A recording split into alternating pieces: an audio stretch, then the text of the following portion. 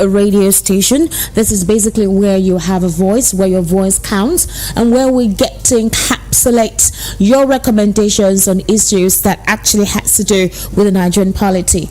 My name is Esther Nwachukwu. On the political spotlight, we illuminate issues of national import on all sectors of the Nigerian political landscape. Not only that, we review trending political scenarios that created quite the buzz in the course of the week, with our seasoned analysts giving an in-depth purview from the perception on these issues. And of course, you get to give recommendations through your participation when the phone lines are opened. You know how we do it. You know basically what the modus operandi is. All right. Now, once again, welcome to VOP 90.3 FM on the political spotlight. Do follow our social media handles on at VOP 903 FM on all platforms, and I will implore you to virtually be part of the conversation. Subscribe to our YouTube channel at VOP 903 FM. Also subscribe to Estiq Media on YouTube. That's ESTIQ MEDIA. We actually have quite a lot in that particular channel for your listening pleasure and your better comprehension. We get to help you intellectually edify issues across the Nigerian politics. So, if you're just joining us for the first time, this is the political spotlight, and once again, welcome on board. It's a very hot weather. It's been very hot. Unfortunately, we have epileptic power supply. So in Lagos, I don't know how it is in other states. The power situation is infuriating. The weather is irritating. I wouldn't lie to you.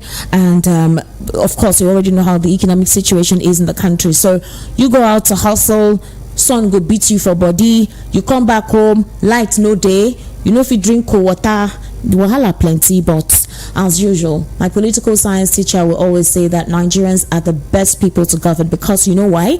We know how to adapt. We adapt ourselves to any condition that we're faced with, and we cope. That's the kind of resilient spirit that we have. So what is the focus of this evening on the political spotlight? Well, the Social Economic Rights and Accountability Project, that is SERAP, they filed a lawsuit against President Bola Tinubu over his failure to probe the grim allegations that $3.4 billion loan obtained by Nigeria from the International Monetary Fund to finance the budget and respond to COVID-19 is missing, diverted, or unaccounted for. This actually created the conversation, all right, on social media, specifically on chatting platforms where you get to see real-time conversations on these issues. Now, the allegations are contained in the recently published 2020 Nigeria's annual audited report by the Auditor General of the Federation. The organization, that is SERAP, is also seeking an order of mandamus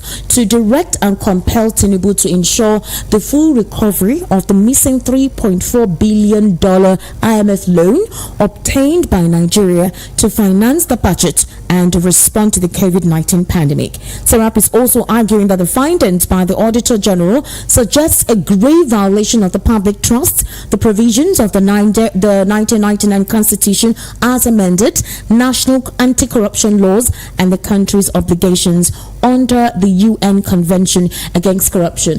I know when this conversation commenced, quite a lot of Nigerians went ahead and said corruption has always been the bane of Nigeria's political landscape. It's not just particularly with this administration. Administrations before now have always been embroiled in corruption allegations. And then we'll say civil society organizations have always asked for transparency. Most times they even sue the federal government, and they say at the end of the day that we don't get to hear any recourse. We don't get any response either from the court or from the federal government. Or when the case actually gains momentum, after a while something precedes it, something comes over, something takes over that particular issue and is swept under the carpet. And then that was what brought up the Better Edu conversation, and Nigerians were like, where is Better Edu? I thought we were supposed to get an update on the investigation with Better Edu, the Minister of Interior, Olatunji Ojo as well, and other members that were associated with the embezzlement situation. And up till now, there have been no update. So that is basically why the whole corruption allegation is coming up. And some critics are asking President Bola Ahmed Tinubu to be balanced and objective in the corruption cases, that the president is fighting. It the president wants to stand on a tripod of either economic upliftment, on a tripod of security as well as corruption, which is what his predecessor stood for, but we could not see that reflection there. The Nigerians are asking the president to be more cautious, more transparent, and not be selective or biased in his corruption cases that he would want to actually shed light on, and then Nigerians can be able to possibly trust his administration and his intention, as he says. Well, like I said, there's quite a lot that transpired in the course of the week. Elsewhere, right, the Director General of the Labour Party Presidential Campaign Council in the 2023 election, Akin Oshuntoku, has disclosed that President Bola Tinubu was not prepared for the current challenges facing the nation. Okay, so this is something that you would call in to tell me. I feel that if any individual says they want to occupy a position of leadership, it means that they know they have what it takes to lead.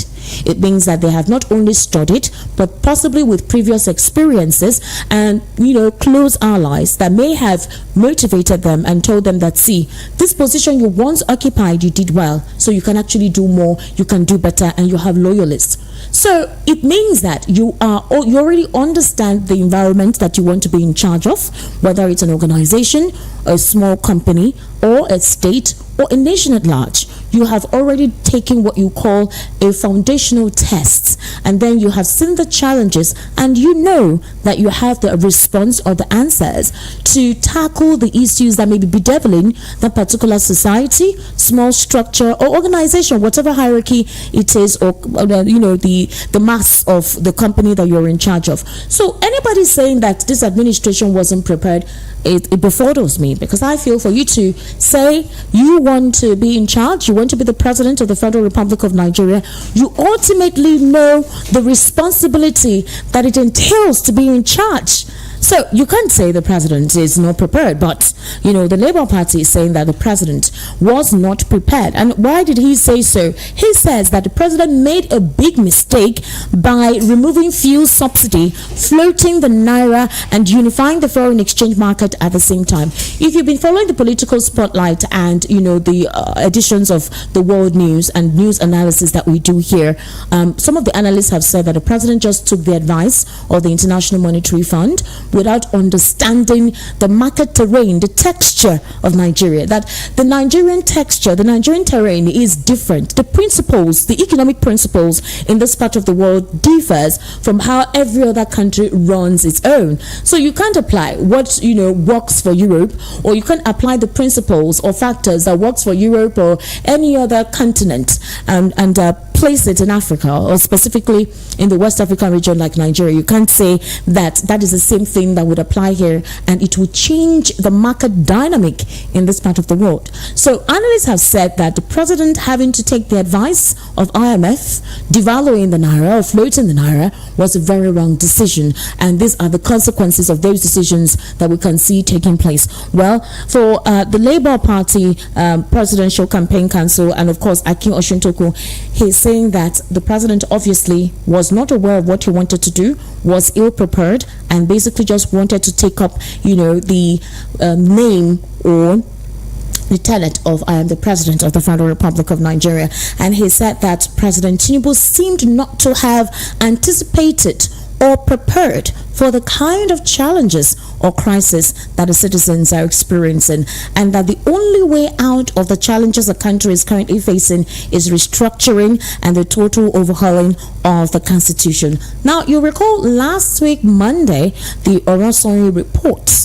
right? The federal government said they would implement the Orosanye report, meaning that ministries, departments, and agencies that have similar responsibilities and functions would merge into one. Now, when that particular situation came on board, a lot of Nigerians were asking questions. Is this not going to be job losses for a lot of people within these several agencies? And then Muhammad Idris has come out to say no, there'll be no job losses, basically. But the question is, how do you determine that there'll be no job losses? If, for example, for the Economic and Financial Crimes Commission, you have ICPC and you have the Code of Conduct Bureau merged into one. So So which of this agency would be in charge with like a criminal investigation agency? Will it be the EFCC or the ICPC or the Code of Conduct Bureau?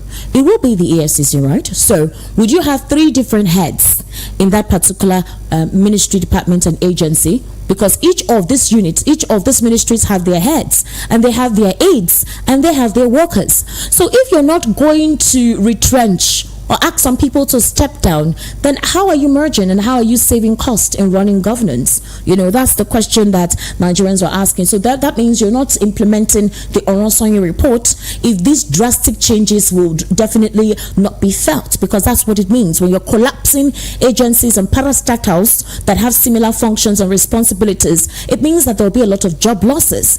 And political opposition parties, specifically their presidential candidates, and one of them is Peter Obi, has come out to say that this is not the best of times for people to lose their jobs. Once you implement the Oronsanya report, in as much as it's a good one, then it means a lot of people will lose their jobs. And already the economy is quite stifled and things are hard, for Nigerians to cope with. However, let's know your thoughts.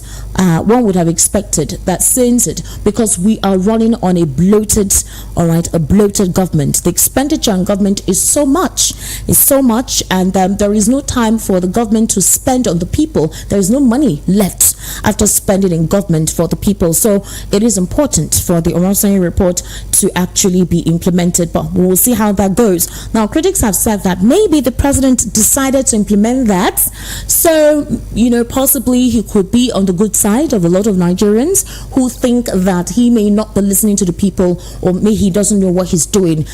Possibly he's being proactive, but they're not sure either will be a realistic effort to implement the Oronsanya report. So as the day go by, let's see how that works. Now, in the course of the week too, something that was quite I want to use the word devastating, and it's not a good thing for us to experience, actually transpired. One of the things was the fact that there was a video, that's trended on social media, where there was a sad moment where armed Islamist terrorists gunned down soldiers in the north and burnt their vehicles, and they said that Tinubu will not do anything because they will succeed in their agenda. They were armed with heavy artillery, as it was depicted in that video. The terrorists marched away in their numbers after setting ablaze a vehicle and armored truck belonging to the soldiers they reportedly killed. The defense headquarters actually said that the troops killed 974 terrorists and arrested 621 during operations conducted between February 1 and 28. That is a report from the defense headquarters, the military defense headquarters, that, in the course of the stretch, they've been able to eliminate about 974 terrorists, in as much as we saw what transpired on social media, where we saw this individuals chanting, this terrorist chanting and saying that there is nothing the president can do because this is what they intend to do, considering the fact that they are fighting for whatever cause nobody knows or can explain. Also, the Chief of Defense Staff sent a warning to Nigerians, especially from the northern part of the country, where children were stoning President Bola Tinubu's picture on the wall. These were kids between the age of 12, 15, 10. They were stoning pictures of the president on social media. And Musa warned, concern following the virality of that particular video, showing some northern children. They were raining curses on Tinubu while stoning his portrait amid the rising hunger and hardship. They kicked against the country's leaders. They were cursing. They further noted that Nigerians must be optimistic about the nation if it needs to move forward. So, according to the Chief of Defense Staff, if Nigerians want to benefit wholesomely from the country, they cannot continue to curse its leaders. When you curse the leaders, you will definitely be the one to be at the receiving end of the consequences of those curses. And he made that comment at a one-day seminar, which was themed Civil Military Relations, Non-Kinetic Efforts of the Nigerian Military in Security Management. So in his words, there must be a nation before you can even discuss it. And that is very critical. Sometimes I find it very hard to understand when I hear Nigerians speaking evil about their country. It is important that we must take ownership of our country. We must wish our country well and our leaders well. When they err, let us call them to question and prefer solutions. Well, when the Chief of Defense Staff actually made that statement, Nigerians were reluctant to believe him. They feel that if they pray for the nation and the leaders are taking them for granted, then what is the point of them praying if at the end of the day the positive results of that prayer does not come to them at the end of the day? Then there is no need. That's basically what a lot of Nigerians actually, told in terms of their thoughts. Well, we do know that on the political spotlight, we definitely usually have analysts who will give us a perception on what is going on in the country, and at the process, they will give us their own breakdown of how they interpret these issues, so we are able to have a comprehensive conversation. Now, one of the other things that happened in the course of the week, right, is Mahmoud Yakub and INEC. They're asking Nigerians, why are you cursing INEC? Why are you cursing the Mahmoud Yakub? According to the Independent Electoral Commission, they addressed the recent criticism. So I think this is an era of curses. These children from the north were cursing the president, and then you have Nigerians as well cursing Mahmoud Yakub. And the response is coming in the wake of the first anniversary of the 2023 presidential election on February 25. Now, if you remember on the political spotlight last week, we talked about the fact that there were mixed reactions on how Nigerians perceived what transpired, on February 25, 2023. And for INEC, they said that was the best elections they conducted. And they mentioned some challenges, but not the extensive impact these challenges had on Nigerians trusting the body as a whole. Well, INEC is saying that best to their capacity and their capability, they handle the elections well, and that Nigerians should stop cursing. They say, according to them, the agreed parties are accusing INEC, that is Mahmoud Yakub, of manipulating the election results in favor of the incumbent president, Bola Tinubu.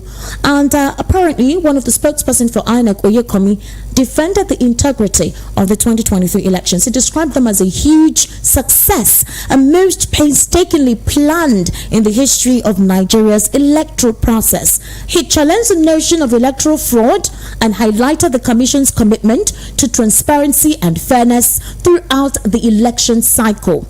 And he said, INEC believes that the 2023 general election was a huge success despite some of these challenges, and that just last Friday, after they released an official report of the election, which consisted of 526 pages, organized into 14 chapters, and they forfeited, with 60 tables, 14 boxes, and 10 graphs. This was one of the best they could say they conducted in the 2023 elections. However, Nigerians saying all forms of words, negative comments about INEC and Mahmoud Yakub would not do anything. And this statement was done via an exclusive interview with the Cable.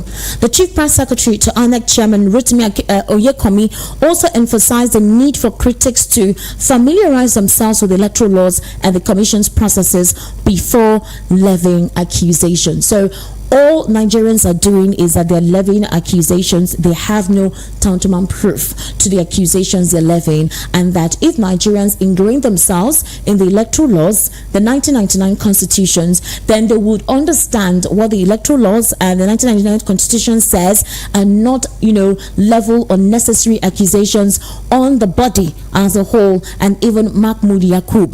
That is still quite a controversial conversation, because Nigerians refuse to believe. Some Nigerians, not all everybody, some Nigerians do not believe on the authenticity or legitimacy of President Bola Ahmed Tinubu. Some Nigerians feel that there was a lot of manipulations that took place, and favoritism actually took place with the president. Well, so far as we know, the Supreme Court has affirmed President Bola Ahmed Tinubu as the winner of the February 25, 2023 general elections. Meanwhile, there have been several protests. There have been protests that the president must go. Workers were chanting based on the high cost of living. Protests spread nationwide. Now, this is basically why this particular protest is ongoing. Now, apparently, the president had to address NLC. According to the president told NLC to wait till 2027, if at all, that this is just 9 months into his administration, and that anyone who tries him, anyone who tries him will not find it funny. And he told the NLC not to play smart, because this is not the time for them to say they want to go on a protest when they know that his administration is still very young. In other words, the president is asking NLC to give his administration time. All right, he said that the protest and planned strike by the Nigerian Labour Congress within 9 months of his administration was unacceptable, and that NLC had protested the rise in prices of goods and gave government an ultimatum to fix the nation's economy or face strike action. The president was speaking at the commissioning of the Lagos Red Line Rail on Thursday, February 29, and he came hard on the union in the course of his remark. He said the labor union should understand that despite its acclaimed right and freedom, it cannot fight an administration that is just 9 months old. You know that NLC and other related unions protested on Tuesday over the high cost of living, inflation, insecurity, and hardship in the country. But the union suspended a 2-day nationwide protest after the first day, saying its suspension was based on the fact that the street action achieved overwhelming success. Now, the protesters headed to the National Assembly, where the NLC President Joe Ajaero presented a letter of demand to President Bola Tinubu through the leadership of the National Assembly. Now, of course, you do know that NLC has been hard on increment on minimum wage, right, of workers. That's one. The protest too was to address the living condition and hardship being experienced by Nigerians, high cost of living, food expenditure, and all of that. So that was part of the protest. So it's supposed to be 2 days, but according to the NLC, they couldn't proceed on the second day because they got reports that some persons or individuals have been installed in some of these protest grounds to create mayhem, and at the end of the day they'll blame the NLC for whatever happens, maybe any other loss of lives or riots that may stem from that.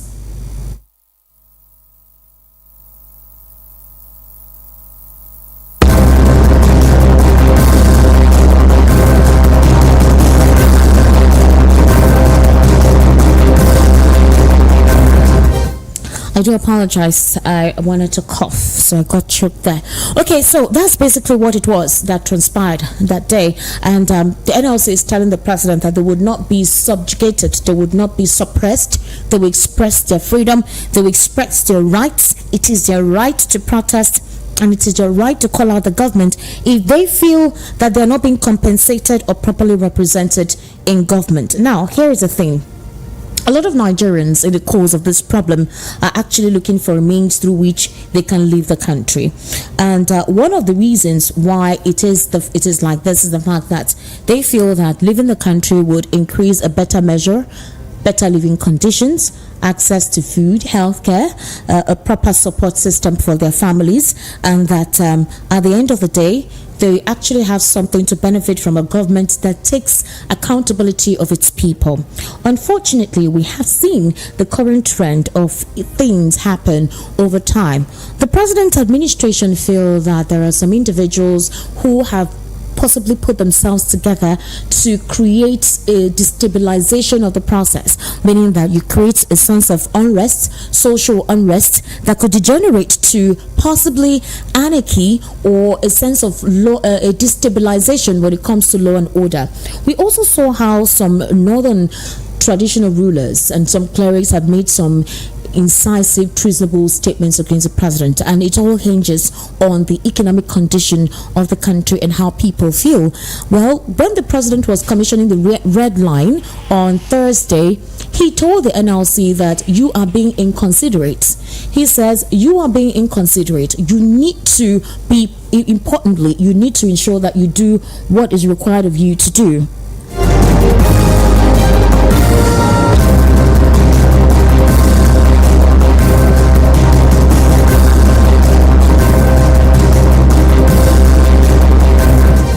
And so that's part of the conversation that we're going to be having this evening. I already told you that I have Barrister Darlington via the telephone this evening. Barrister Darlington is a political, social, and national affairs commentator. And I'm going to be asking him some questions on some dominant issues that took center stage in the course of the week that also generated reactions across board. Remember that when I was starting off this program, I actually said something about, Sarap suing the president. They dragged him to court over failure to probe probe missing $3.4 billion IMF loan. Some critics feel that the president is selective in the cases of corruption that he seems to take into the spotlight, or he seems to take into consideration. Others feel that there are some cases that the president is not pursuing to the latter. An example of that is the Better Edu situation, the Better Edu case, and that since there be no update on that, why is the president not pursuing that case for us to get an optimal result on that? Well,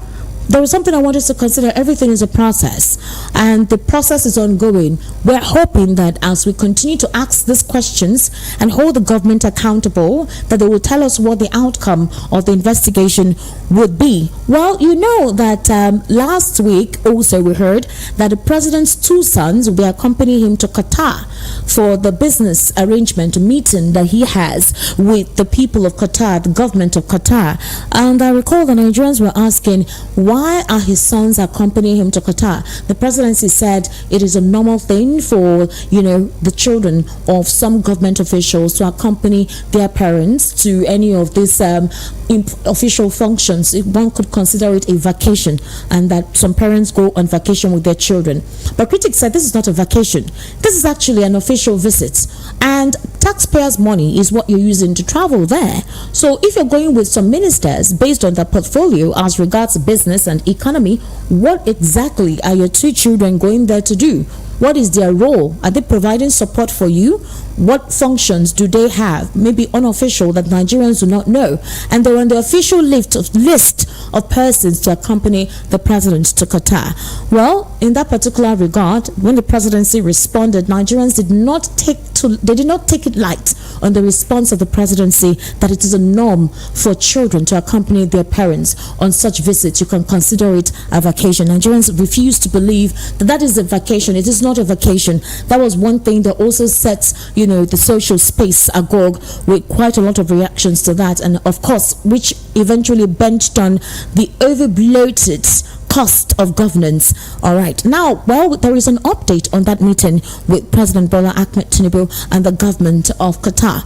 Well, Tinubu and His Highness Sheikh Tamim bin Hamad Al Thani, Emir of the State of Qatar, in a move to strengthen bilateral relations, presided over the signing of landmark agreements between Nigeria and Qatar. And the ceremony was held on Sunday in Doha, which marks a pivotal moment for both nations, with the agreements covering a wide array of sectors, including education, enterprise development, investment promotion, youth empowerment, mining, tourism, and sports. Well, we would say it's a good development. These are the kind of investment opportunities that the president has been vying for with our international counterparts, to encourage them to come invest in the country and open the market so that, we can have more job employment, and then we have money to cater for the economy. Well, let's see how that agreement goes. It's a positive thing that we have seen, and we're hoping that it would continue.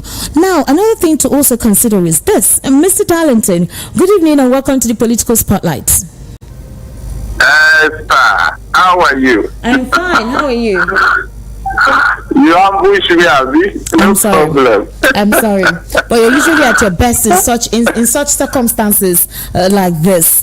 Barrister Darlington, there is one of the things we talked about. I think it was on Friday, where we talked about in-depthly the INEC reacting to Nigerians cursing Mahmoud Yakub and cursing the INEC body as a whole.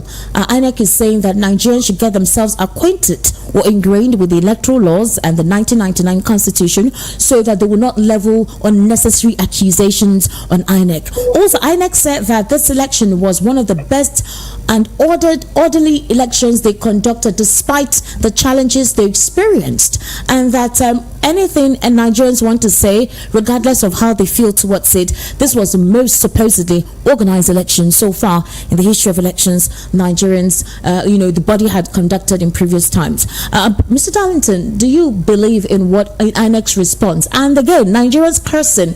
What would the benefit of that curse yield? We're suffering the consequences of whatever it is, whatever consequences we're suffering from. So, what would the curse yield on Nigerians and INEC? They seem to be living their lives adequately well. Thank you, Esther, and happy weekend. Same to you. The question is, why is INEC reacting in this manner?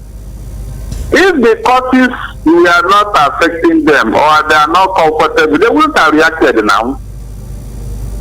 If truly they are not guilty of what the public are saying, they wouldn't have uttered the word. But because they know they have done wrong, they know they have disappointed Nigerians. That is the grievances here. I don't even see the reason for Alex to come up with this thing he's saying. After he told us initially that it was a glitch, like Mohammed said, the cyber this was attacked up to 13 million times, at 13,000 times. There is nothing they did not tell us, Esther.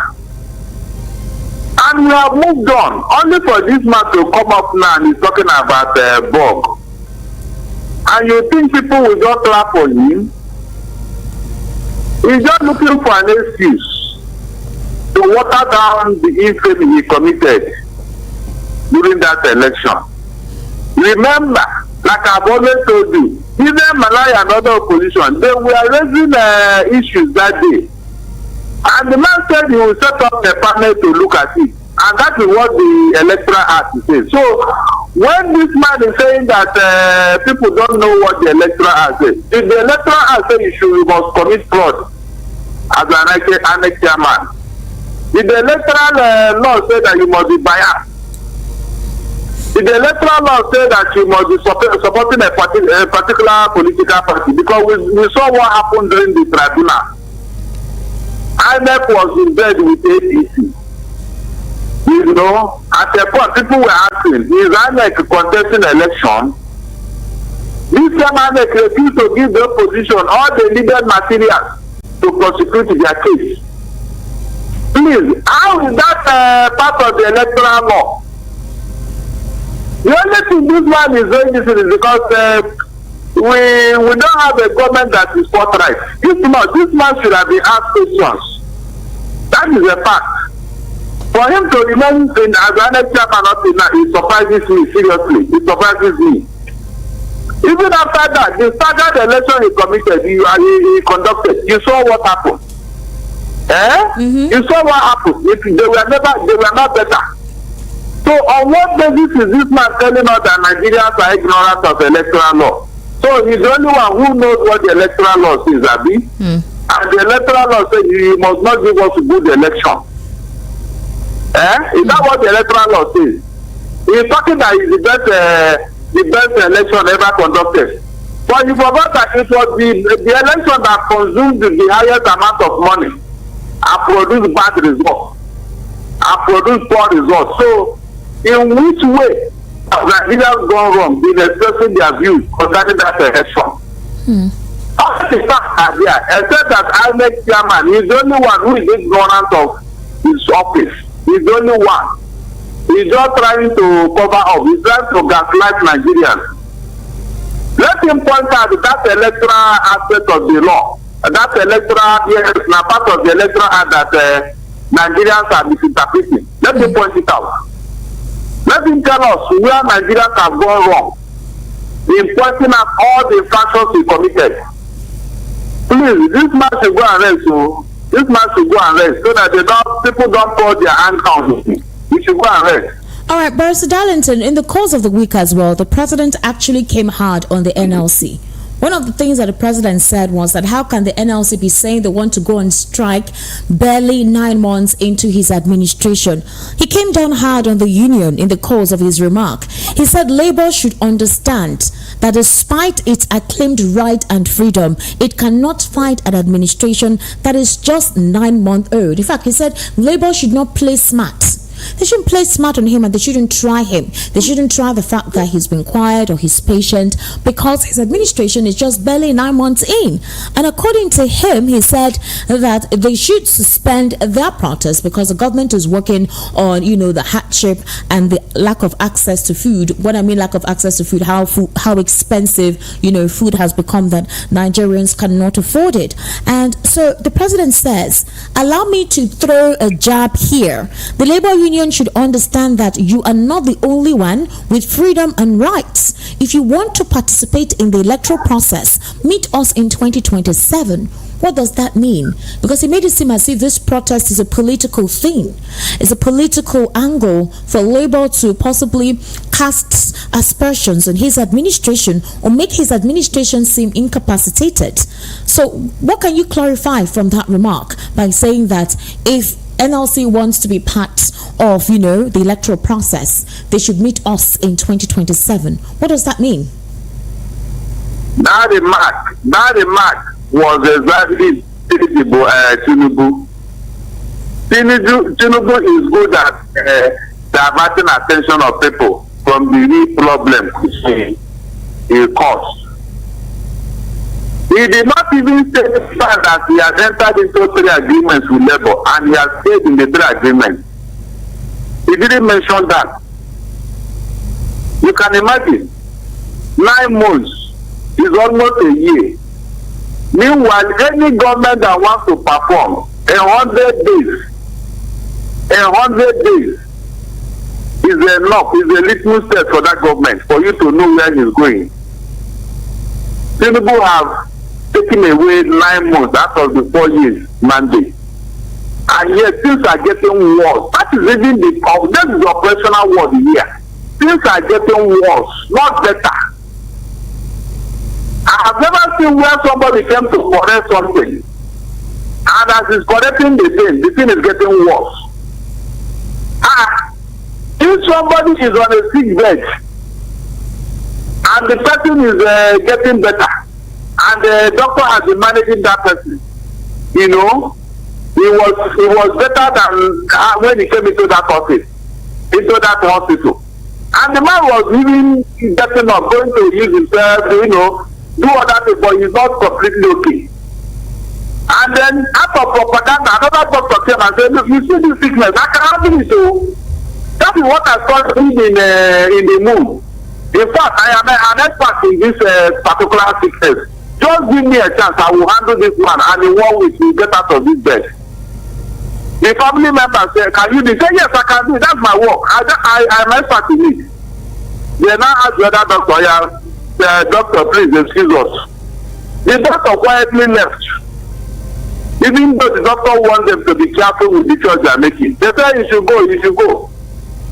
The doctor left, and this new doctor, which is propaganda, the moment he took over the case of this particular patient, the man went into coma. From coma to ICU. Please, do you need anybody to tell me that this doctor is just a quack? That he doesn't know, he doesn't understand anything, he doesn't know what he's doing. Do you need anybody? We were somewhere before these people met us in came into office. Why have things got out of hand? Nobody has explained to us. And they tell us why we have moved from purgatory to hellfire. Don't we deserve an explanation? With all the resources God has given us, with all the good weather, everything that we have, nobody has explained to us why Nigerians are hungry. To the extent that we are living on handouts now. Are you telling me that these issues are not germane, that Labour are not supposed to protest against it? And he's talking of 9 months. Well, can he mention what he has achieved? According to the president, the presidency feels that some Nigerians or some sector, of some sections of the Nigerian populace are not being objective in their summation of his administration, or in terms of being patient to see how whatever policy implementation he has put aside with his team to take effect, and they feel that they're just too sporadic to quell or quash the authenticity of this policy implementation.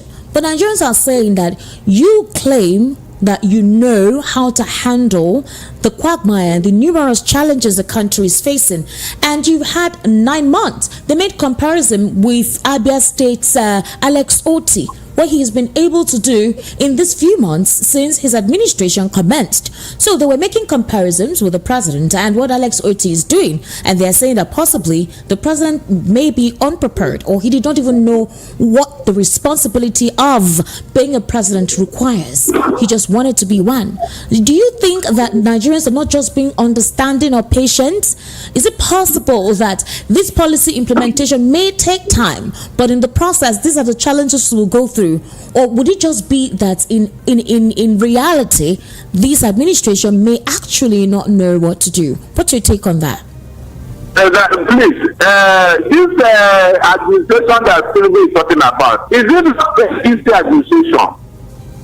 And this man told us that he was coming to consolidate on what Tinubu Buhari did in office. That he will continue with Buhari's legacy. If truly he meant what he was saying, and he is sincere, and he knows the job, please, on what basis will anybody continue with Buhari's legacy? Where are the legacy? These are very, very serious issues to ask Tinubu. Those things you want to continue, where are they? What benefit is Nigerians have? What benefit are they to Nigerians? Even when Buhari has been apologizing to Nigerians for the hardships he put us. And the source is from Labour Party. That is it. There are people who are not supposed to be in leadership because they have no business being in leadership. Since they were born, they have never led anything good. They have lived on propaganda and lies, deceit, violence. And they have used it thinking that it will work for them. It can work for you at a primary level, but when it comes to national stage, you can see it now that you are a novice. That is what we are saying. If you really know what you are doing and you came in with a blueprint, my dear, by now we would have seen it. We have seen that Tinubu is heading somewhere. But look at all his policies. Is he not reversing all of them? Answer. Has he not been reversing all of them? Look at the interest rate, the FPR. CBN just raised it to 25%. And by the time you go to bank now to borrow money to invest in anything, it will be 30%. Please, mention any business that can borrow money at 30% and survive. You can imagine. So the policies are just disjointed. They are just disjointed.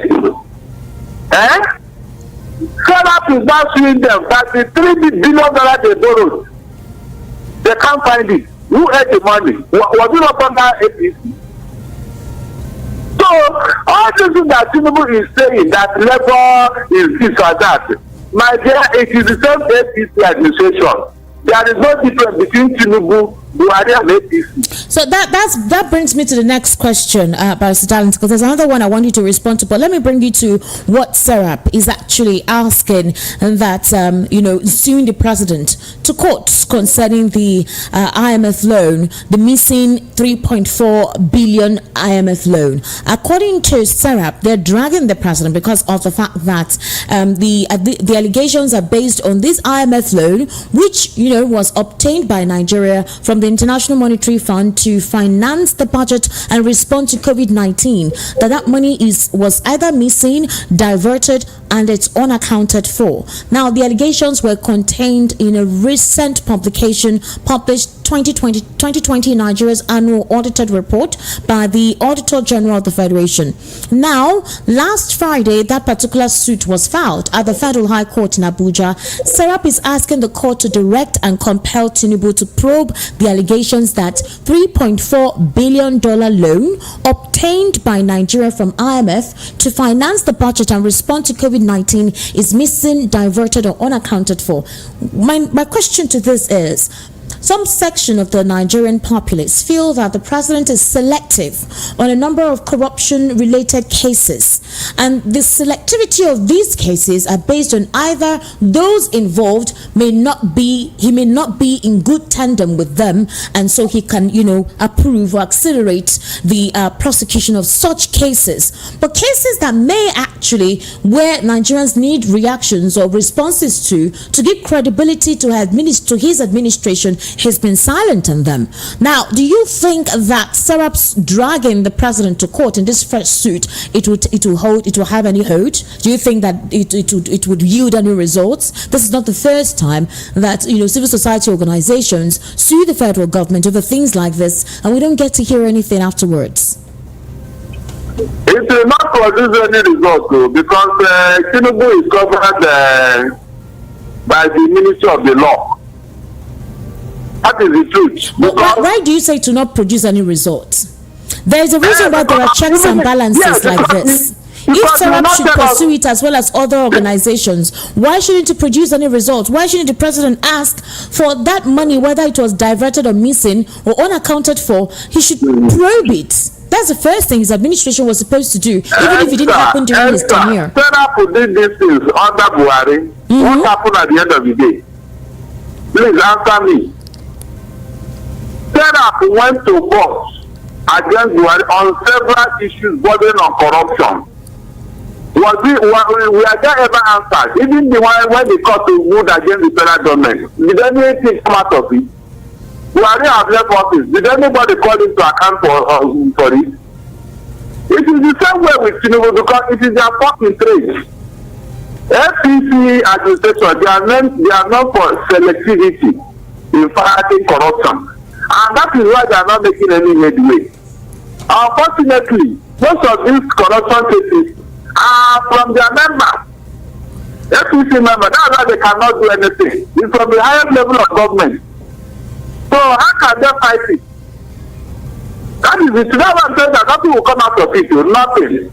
If the one that are happening under his watch cannot be handled, it's the one that happened before he came into office. I mean, look at it yourself. If you pressurize him now, he will tell you that it was from a previous administration. He will not mention the administration, or he will not even say that it was from APC or from Buhari. They will just be telling you previous administration. Everybody, previous administration. The previous administration, does it not have identity and a name? That is when people want to speak out of maybe they want to play plans, when they want to hide the truth. They will not mention names. Look at this. All the time they are telling you, we met an empty treasury. Who looked at the treasury and handed over? Nobody has mentioned Buhari's name. That's what they have been saying. So that will tell you that they are not ready to fight any corruption.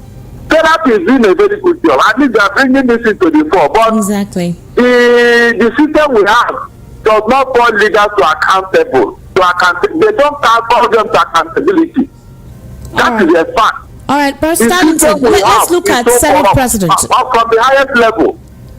All right, let's look at Senate President Godswill Akpabio. He recently apologized to state governors. This actually transpired in the week, I think on Monday or Tuesday, where, he made a comment on the 30 billion naira hardship allowance allegedly paid to them from the Federation account.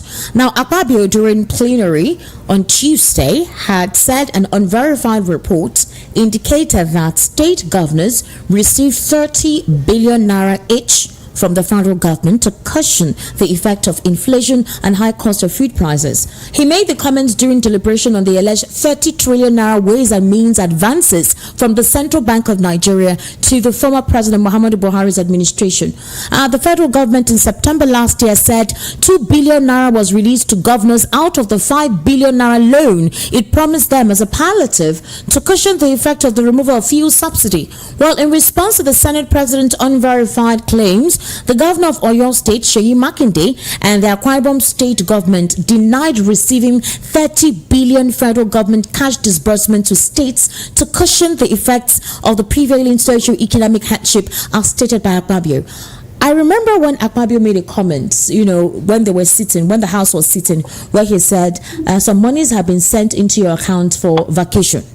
And then, of course, the House members called his attention to his frivolous remark. And then he corrected himself by saying, prayers have been sent to your account. Critics said Akpabio just talks. He talks unfiltered. Would Akpabio have said what he said? Are you saying that Akpabio just made a comment like that, a bogus comment like that, without any verification? that would possibly put him to life. It shows that the man does not even know, he's not qualified to be in that office. No, what I'm asking you is, are we saying that there is no element of truth? So Akpabio just made that bogus statement, and there is no substance. There's no substance to it. The Senate president that has access to some critical information would have said such a statement like that this governors received 30 billion naira. The man, I have told you, there's no need to be laboring. He knows that he does not know what to do with that job. I remember when Ijeoma was cautioning him, and this other man he snatched the position from. Ordinarily, the legislature is about seniority. The most senior person should have been asked to take over that job. But Tinubu single-handedly imposed him on the Senate for reasons best known to them. And now the man doesn't know what he's doing. Even the way he talks, he doesn't sound legislative. The other time it was a prayer in their inbox. Now he made a goof. So he has been consistent in saying things. Barrister Darlington, let me reel you back in because I want to open the phone lines.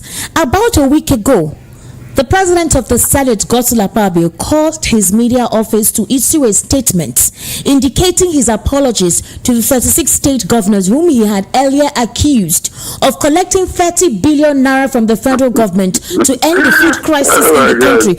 And Akpabio, during plenary on Wednesday, February 21, spoke regarding, according to him, an unverified cumulative sum of about 30 billion naira to the sub-national government by the federal government for various interventions to ameliorate the food situation of the citizens at the sub-national governments. Are we saying that Akpabio made that statement, that bogus statement, with no verification and that it is unsubstantiated? Are we saying that possibly because Akpabio was afraid of impeachment that he had to apologize? Because that's what a lot of critics believe, that maybe Akpabio was threatening that guy. Why are you the open mouth? They talk anyhow. It's like this position, we are going to ask you to step down, and then Akpabio quickly went to apologize. Why would you make such a statement if you were not sure what you're saying? My question to you is, are you saying there's no truth in what Akpabio said? There is no proof. No, not proof. Truth to that statement he made. He has apologized, and the state governor, none of them have come to say, I receive any 30 billion naira. Okay. No state governor have come to say, I received it.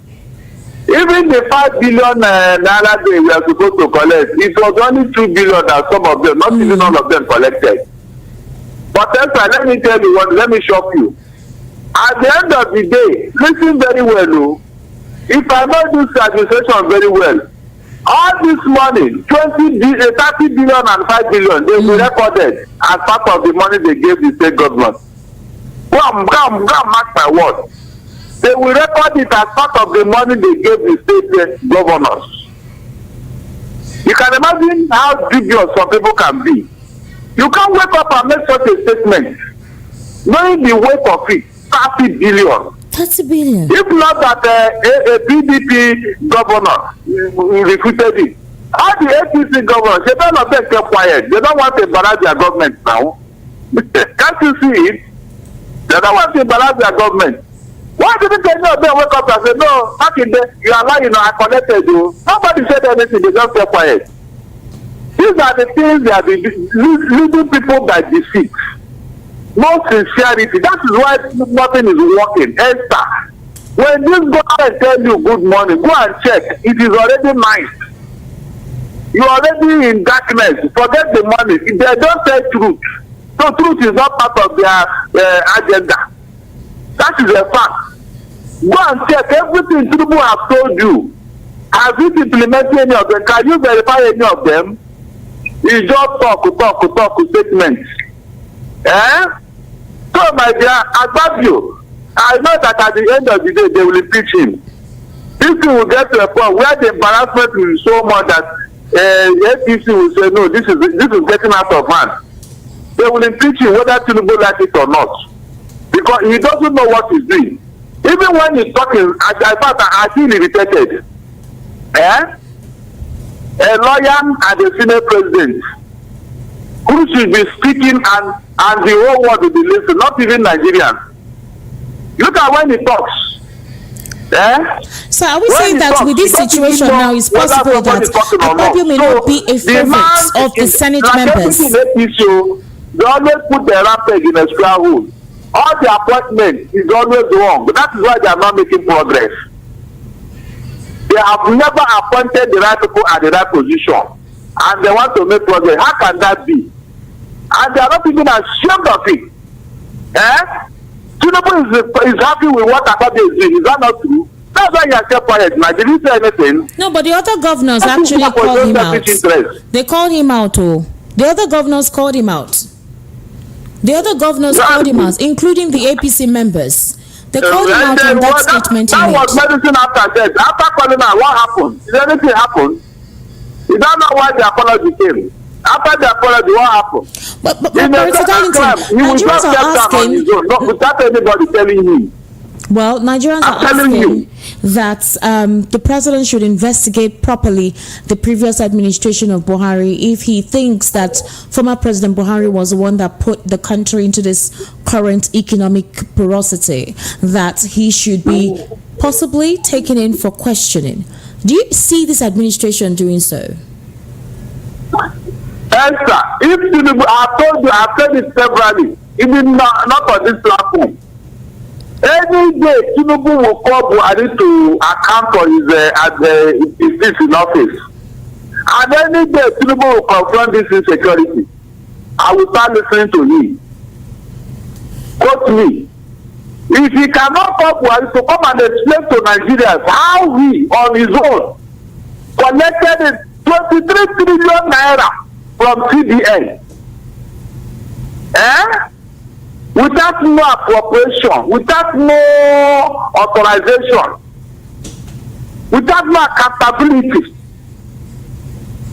on his own, and he was so proud and so arrogant to tell Nigerians when he was leaving, that we should go and, you see, we collected 23 trillion, that we add it to our debt and pay it off. Just like that. This same National Assembly that you are telling me whether something will come out of water, they were so dumb. They were so incompetent to ask this man to come and explain what happened. He did not even write anything on paper to say this is where I spent this money. Oh. He did not come for explanation. Oh. Please, my dear, mention any country where this type of incident will happen, and the man is sitting pretty, voting for his around here. He's not even concerned. Shetima even goes to pay homage to him the other day. Such a man who plunged this country into this mess, people are still deferring to him. The other day it was Aeropa that went to him. Now Shetima has gone there to go and pay homage. And you are telling me that this country, if some people want this country to move forward, by now Buhari should have been somewhere. Because he said it with his own mouth that he collected this money. You said he should have been somewhere. Where is the somewhere, Mr. Darlington? You said what? You said by now Buhari should have been somewhere. Where is the somewhere? Yes, he should have been somewhere, yes. He should have been somewhere. Where is the somewhere now? He should have been somewhere. That is corruption at the highest level. Where is the somewhere? Immunity does not cover him again. Immunity does not cover him. But Tinubu does not have the other one saying when he's saying he will do this, it is the same modus operandi with APC. They will go and tell you they are going to bring heaven on earth, and you go and relax. At the end of the day, they will bring hell on earth. Diverting your attention. If you check, I want Nigerians to watch very well. Everything Tinubu is doing now, it was the same way Buhari came and deceived Nigerians for 8 years. At the end of the day, you will see Tinubu will still apologize that he tried his best. He tried his best, but PDP and Labour Party did not allow him. Marissa Darlington. Please, I need to open the phone lines. Just stay on the line because I'm sure questions will be thrown at you on some of your responses to the questions I asked on the issues that actually took dominance in the course of the week. So please, I would implore you to stay online because you're going to be responding to questions. The number to call is 0700 903 903 903. That's the number for you to call, and the WhatsApp number for you to send your messages to is 08171756338. If you're watching us on YouTube, the number will be on the screen there. So if you're virtually being part of the conversation, you can follow up by actually calling and sending your WhatsApp messages. Remember that this is a program where we get to hear from you. You give us your recommendations, and also we get to hear and read your input on the conversation we're having. So the WhatsApp number is 08171756338. That is 6338. I'll take it again. 08171756338. That is the WhatsApp number. And then the number to call is 0700 903 903 903. Hello, good evening. Hello, good evening. Good evening, how are you? My name is Victor. Your name is? Hello? Hello? Kindly turn down the audio of your radio, please, or your whatever device you're listening from, so we can hear you appropriately. Hello? Hello? Yes, welcome to the Political Spotlight. What's your name and location, please? Hello? Hello? Okay. I can't hear you. So if you call and I can't hear you, you can actually send a WhatsApp message. I hope that we're not going to experience what we experienced last week. Hello? Hello. Hello? Hello, good evening. Yes, good evening. Name and location, please. Yeah, my name is Mike. I'm calling from Okota, Ado. All right, Michael, go ahead. I want to make the comment about what that is saying. What he's saying is truth. What is he saying that's true? There is nothing outside in this country. They have totally failed in this country. No, you said, what did Barrister Darlington say that is true that you want to reiterate? Hello? Yes, what did Barrister Darlington say that is true? I didn't hear you well. The thing about the APC government, they are all liars. They are not true. Hello? I'm listening to you. Barrister Darlington didn't say APC government are all liars. He mentioned some names. Anyways, when you call, please, I would love you to be specific in your responses and don't generalize your response. Hello? Hello? Kindly turn down the audio of your device when you call in, please. Please. Hello? Good evening. Evening. Name and location, please. Ifeanyi from Ikorodu. All right, Ifeanyi, go ahead. My own is that as long as this Nigeria exists, I believe that Tinubu can do nothing to Buhari because they are all the same thing. So nobody should be expecting Tinubu to call Buhari and do anything to him. The only people that Tinubu can face now is somebody like the former CBN governor. That is the kind of people he will face and all that. But Buhari, he won't do anything to him because they believe that once they do everything they do, they left the office, they are covered. So even himself believes that after he is covered, nobody can come to him. So the same way he cannot go to Buhari. So that is the kind of country we find ourselves. Thank you. All right, thank you very much. Thank you for calling. That is a very, straightforward response. 0700 903 903 903. Tinubu may actually shock us. He's just 9 or 10 months into his administration. Things can actually evolve. Things can modify. Hello? Hello? Yes, hello. Welcome to the Political Spotlight. Yeah, my name is Julius. I'm calling from Elapa. All right, Julius. What? Go ahead, please. Yes, what Brother Darlington said about the missing fund. That what I'm saying is who will probe who? Because nothing will come out of it to me. Because have you seen a thief catching a thief? That's what I'm saying. Nothing will come out of it. We are just wasting our time. Only that Tinubu should go ahead. Only one day You must come down.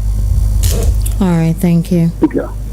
0700 903 903 903. That's the number to call. 0700 903 903 903. That is the number to call. Hello. Hi, yes, sir. Hello. Good evening. How are you? I'm fine, and you? I am okay. Thank you for joining the program. What's your name and location, please? This is Remy. Oh, Remy. Oh, Remy. How are you today? I'm fine. All right. Go ahead, please. This is you, Darlington. All right. Okay. Yeah. Tinubu complaining that he's been there less than 10 months, and they are already complaining. How one told was Jonathan after he was sworn in before they went to Jota? Was it not barely 7 months? He was sworn in May 29th, January 1st. Look at the interval. That's the Occupy Nigeria protest, right? Yeah, exactly. How many months was that? Was it not barely 7 months? It took him few minutes after he was sworn in to remove subsidy.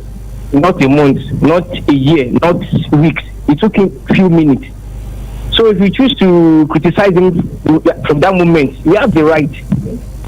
2 policies brought us here so far because we were not at this juncture as at May 29th.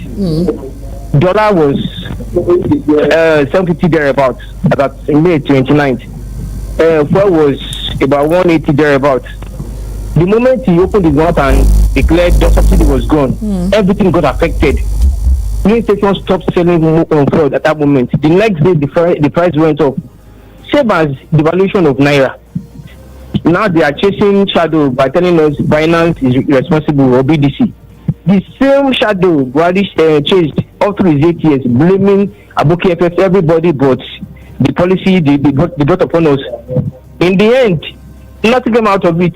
And Tinubu is doing that same part, blaming Binance for their own woes. They brought this upon us. The 23 trillion naira that was printed, they are yet to tell us those behind it. They are yet to go after those that can be traced that printed that money. They are yet to do that, but they are chasing Binance. Binance is just a platform whereby you buy and sell crypto. Money comes, the money goes out. They told us $26 billion left. How much came in through Binance? Because they think we are fools. People bought, and people sold. So they are trying to distract us by bringing that and their so-called Onasaye report to us. Are you saying you don't believe that the Onasaye report will be implemented? Sure, Esther, you were here when this same Tinubu told us he was going to reduce his entourage.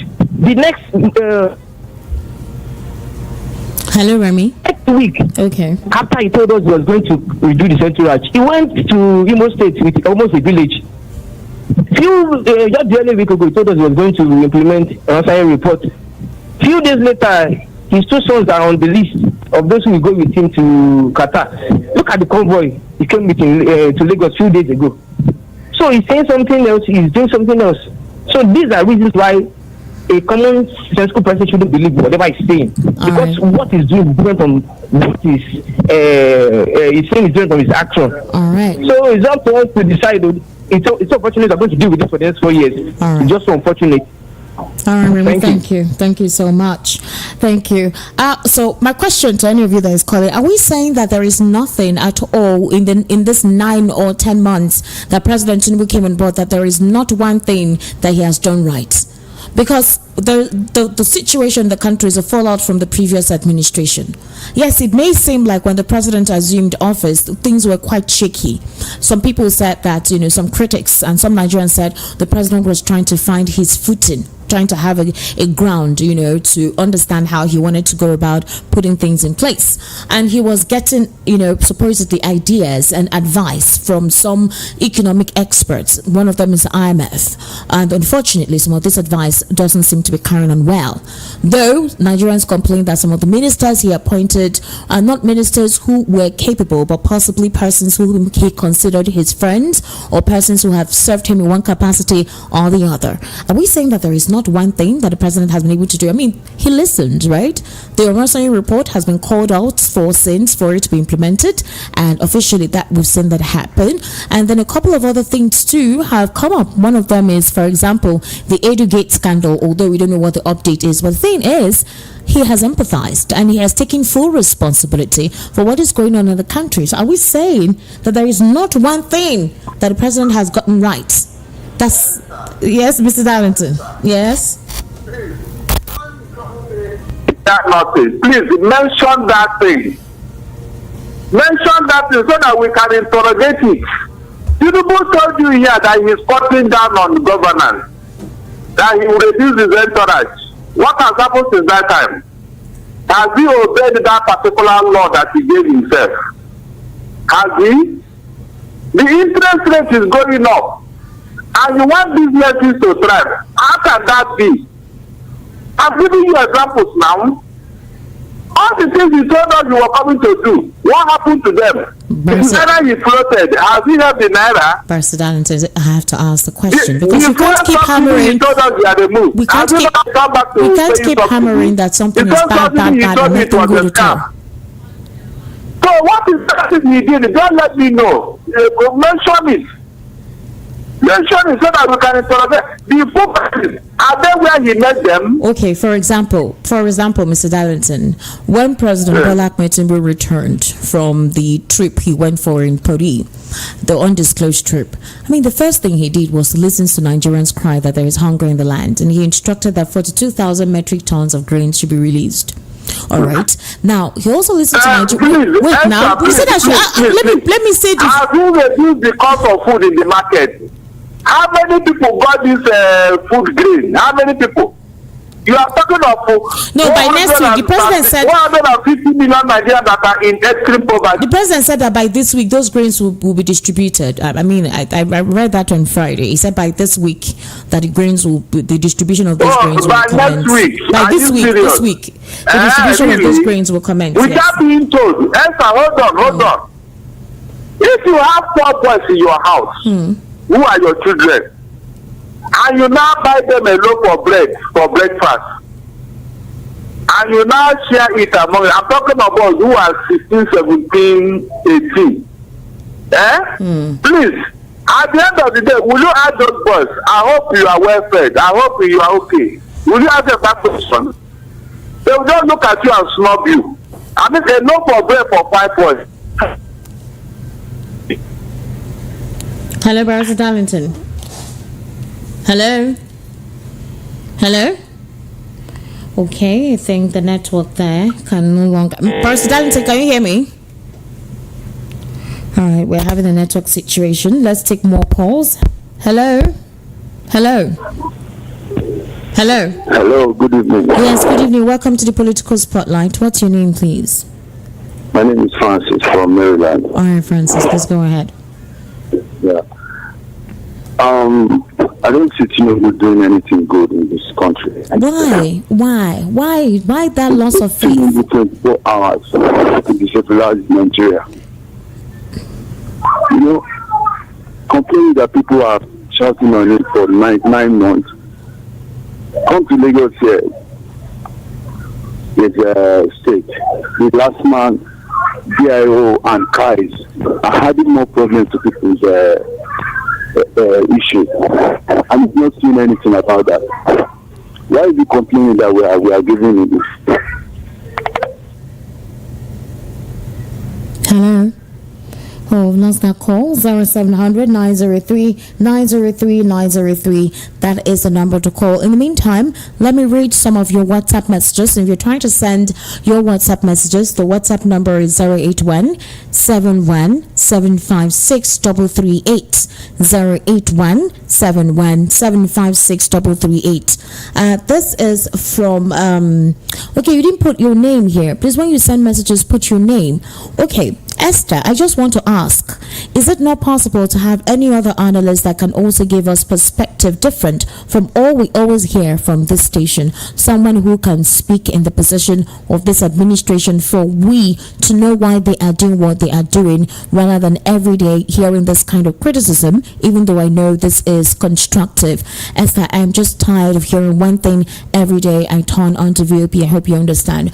All right, thank you very much. If you listen to other programs, we actually have other analysts that come to extemporate, speak further on issues, all right, on issues across the polity. So this is not the only program. We have other programs where we also bring in other analysts who give us incisive thoughts and their perception to some of these issues that we discuss here. All right, thank you so much for your objective response.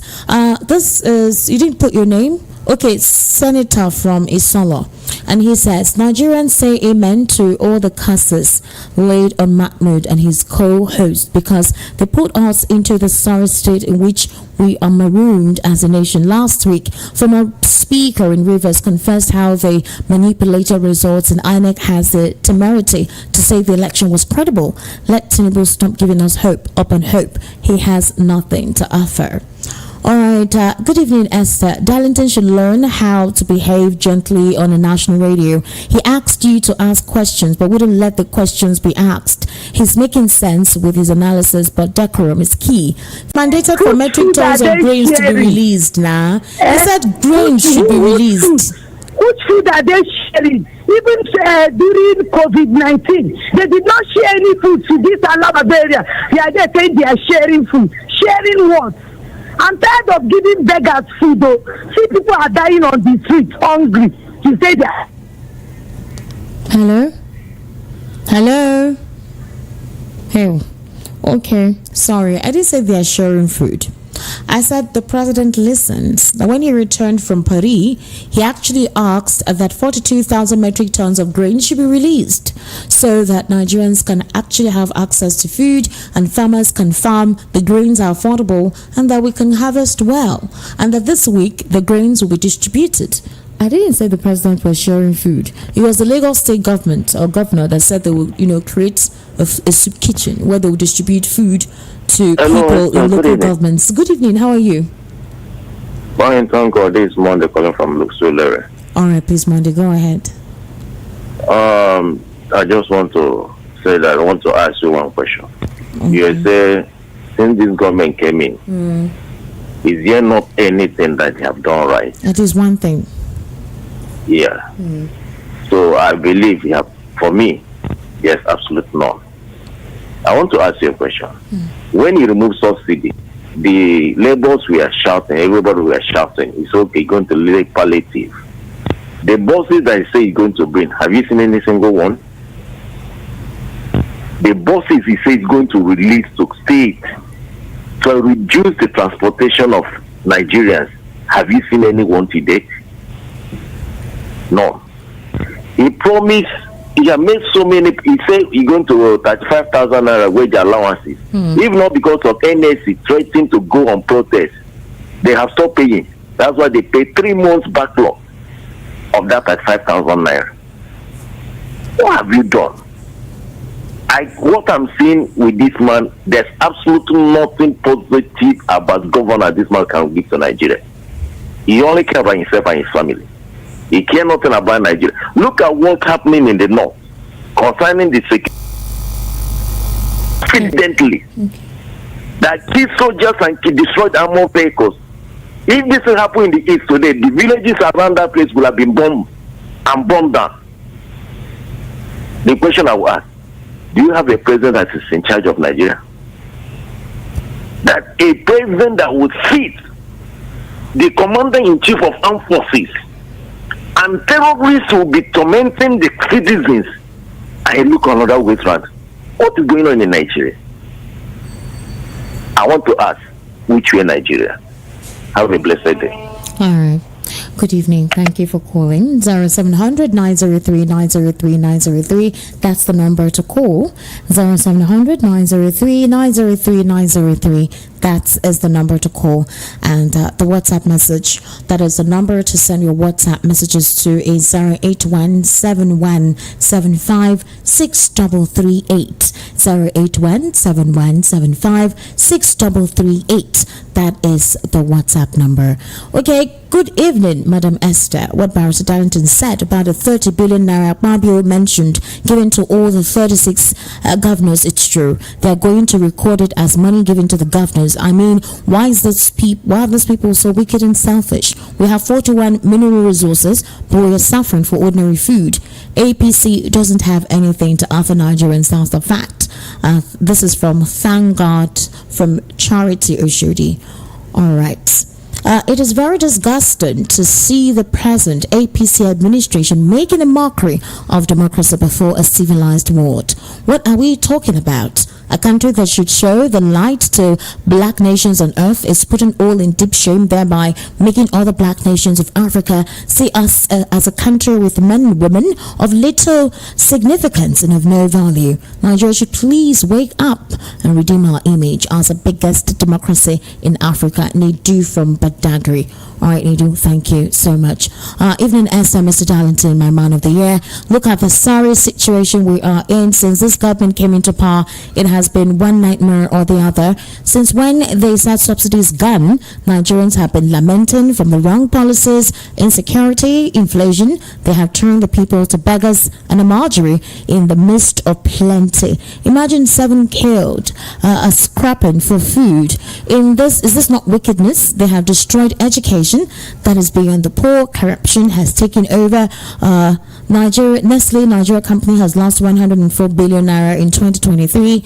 Many private and public companies have shut down due to wrong policies, tax, and high traveling with their children. The Belefu, why you okay? I don't understand the rest of what you sent. Please, when you send messages, kindly make them as short as possible. Martin from Oshodi says, good evening, Esther. Please, I want to ask you a question. Can you give out what you don't have? Where are the food reserves that they want to share? They have given out the food banks to private operators. So are they going to import the food? On Orosayo reports implication, that is what I call confusion coefficient. Okay. All right, I think we have a number calling on WhatsApp. Let's pick this call. All right. Okay, hello. Good evening. Yeah, Esther, how are you? I'm fine. Good evening. Good evening. Good evening. And thank you for doing a fantastic job. Thank you. This is Remy calling from Tottenham. All right, Remy. You see, Esther, I know you. I know being a journalist in Nigeria at this point in time must be a very difficult job. Now, you see, I understand the psychology of news and positive news in particular, but in nation building, we will be doing ourselves a disservice if we struggle so hard to find something positive out of negativity. Now, you see, the INEC guy saying people are cursing Yakub Mahmoud. We no curse him. I beg. No abuse, no lie on us, okay?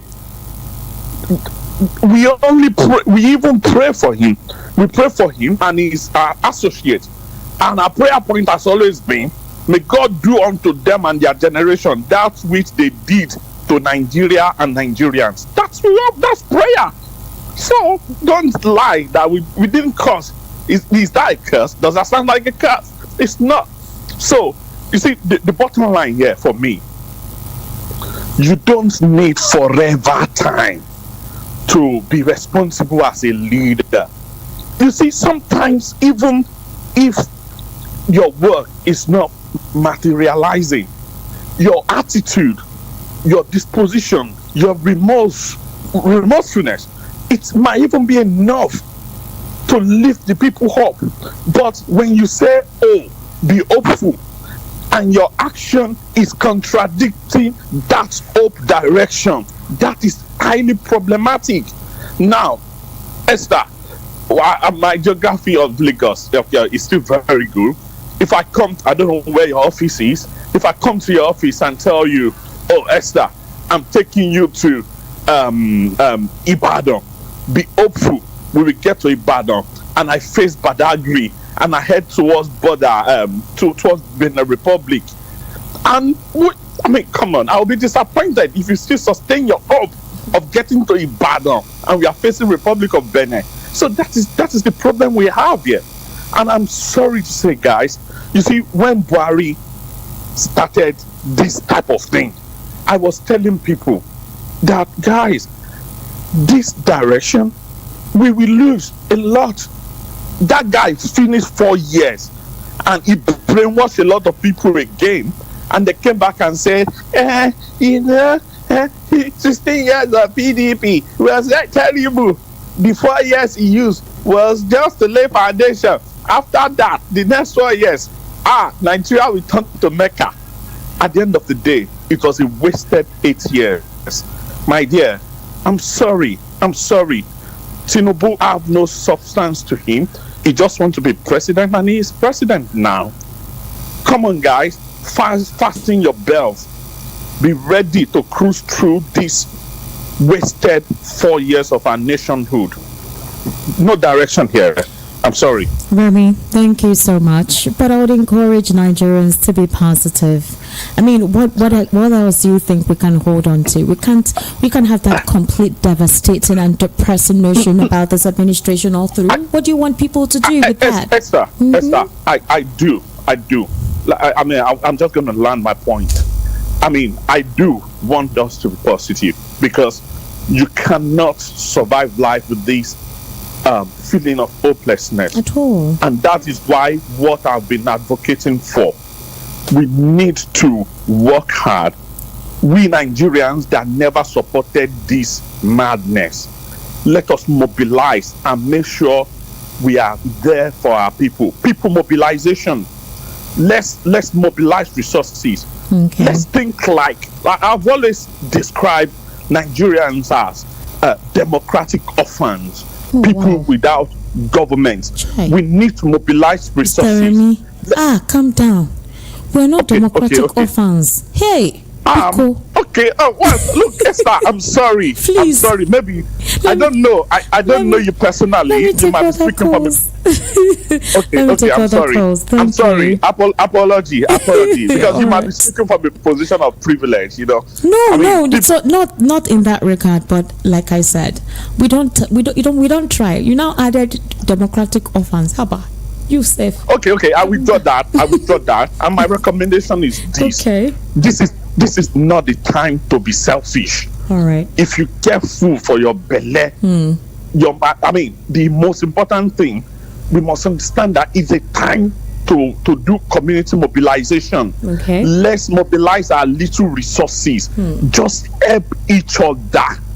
To hope on these people, it go kill all of us. So if we stand, let's take ownership of leadership. All right. Lead in your own little space. All right. And mobilize resources to make sure that don't let helpless people die helplessly. All right. We cannot solve every problem, but true. every little help.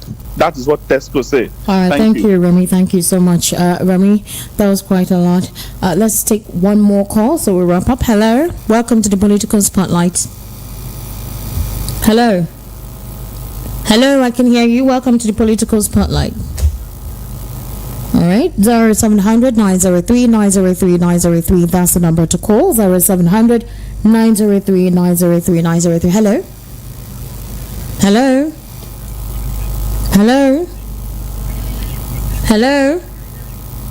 All right, I don't know what's going on with the network. 0700 903 903 903.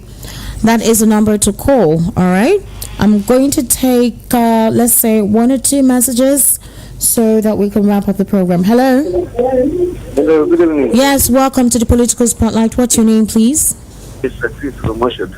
Mr. Chris from Oshodi, please go ahead. You have a minute. Yeah. So my own, the way I see the government, Tinubu must finish his 8 years. Hello. Tinubu must finish his 8 years, Okay. I think, All right. Thank you. And Mahmoud Yakubu will continue again to be another next chairman. All right. Thank you. Good evening, Esther. Good evening, Barrister. I'm Victor texting from Egbeda. Yes, the major thing that this administration has done perfectly well is removing fuel subsidy, thereby causing the nation to live in hell while on earth. INEC and Mark Yakubu should just be calm. Let Nigerians pass through what they have put on Nigerians. Thank you. Good evening, Esther. It's a pity that Buhari, who pretended to be a saint before he came into office, he later became the most notorious corrupt leader that cannot be prosecuted. May God help us. Clement from Magbo Badagry. All right. Thank you so much for all of you who called, and so for some of you who sent your messages. I sincerely do appreciate your input. For Barrister Darlington, thank you so much. I know I ambushed you. However, thank you for being part of the program this evening. The Political Spotlight comes up every Sunday right here on VOP 90.3 FM from precisely 6 to 6:30 to 8:30. We have another program coming up. My name is Esther Wachiku. Subscribe on our social media platforms, on my social media platform at Esther Was on Instagram, Esther Wachiku on Facebook, Estic Media on YouTube, that is on X, ESTIQMEDIA, and my YouTube channel is ESTIQMEDIA. Good evening and have yourself an amazing Sunday. Bye for now.